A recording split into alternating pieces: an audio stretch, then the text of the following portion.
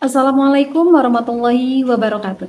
Halo semuanya, selamat datang di video kita hari ini.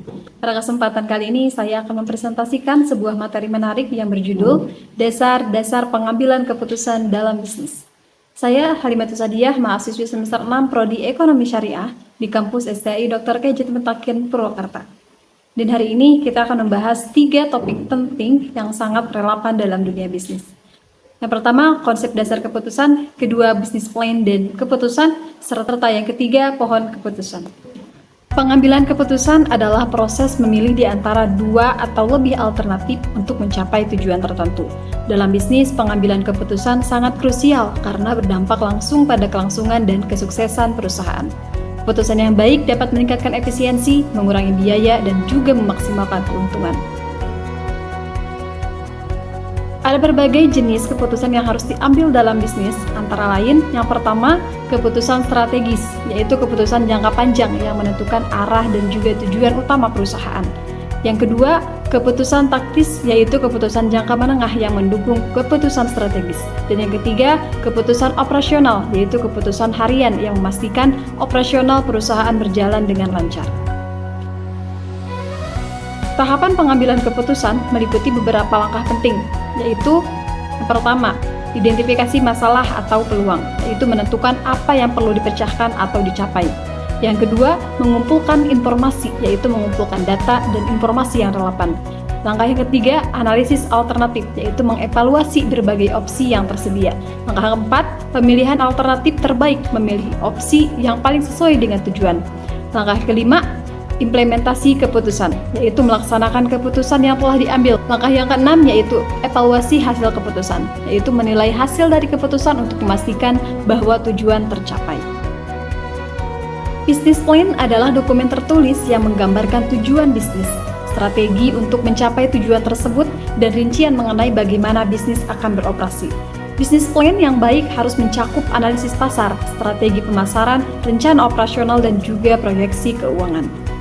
Bisnis plan yang komprehensif harus mencakup beberapa elemen kunci, antara lain yang pertama, ringkasan eksekutif, yaitu gambaran singkat tentang bisnis dan tujuan utamanya. Yang kedua, deskripsi bisnis, yaitu penjelasan mengenai bisnis, produk, atau jasa yang ditawarkan, dan nilai unik yang diberikan. Yang ketiga, analisis pasar, evaluasi terhadap pasar, termasuk segmentasi pasar, tren, dan juga analisis kompetitor. Yang keempat, rencana pemasaran, yaitu strategi pemasaran yang akan digunakan untuk menjangkau target pasar. Yang kelima, rencana operasional, yaitu rincian tentang operasional sehari-hari dan manajemen bisnis. Yang keenam, proyeksi keuangan, yaitu estimasi pendapatan, pengeluaran, dan juga keuntungan bisnis. Pohon keputusan adalah alat bantu yang digunakan untuk mengambil keputusan dengan memetakan berbagai alternatif dan konsekuensinya dalam bentuk diagram bercabang.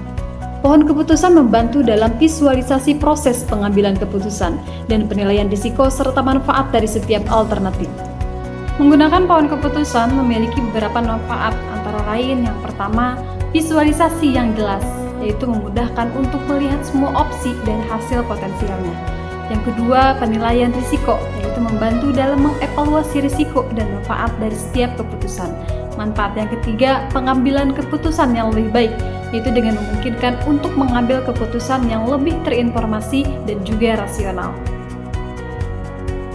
Langkah-langkah untuk membuat pohon keputusan meliputi beberapa, yaitu yang pertama, identifikasi keputusan utama, yaitu menentukan keputusan utama yang harus diambil. Langkah yang kedua, tentukan alternatif, yaitu mengidentifikasi semua opsi yang tersedia. Langkah ketiga, identifikasi hasil, yaitu menentukan hasil yang mungkin dari setiap alternatif. Langkah yang keempat, tentukan probabilitas dan nilai, yaitu menetapkan probabilitas terjadinya setiap hasil dan nilai atau dampaknya. Langkah yang kelima yaitu analisis pohon keputusan, yaitu mengevaluasi pohon keputusan untuk memilih alternatif yang terbaik.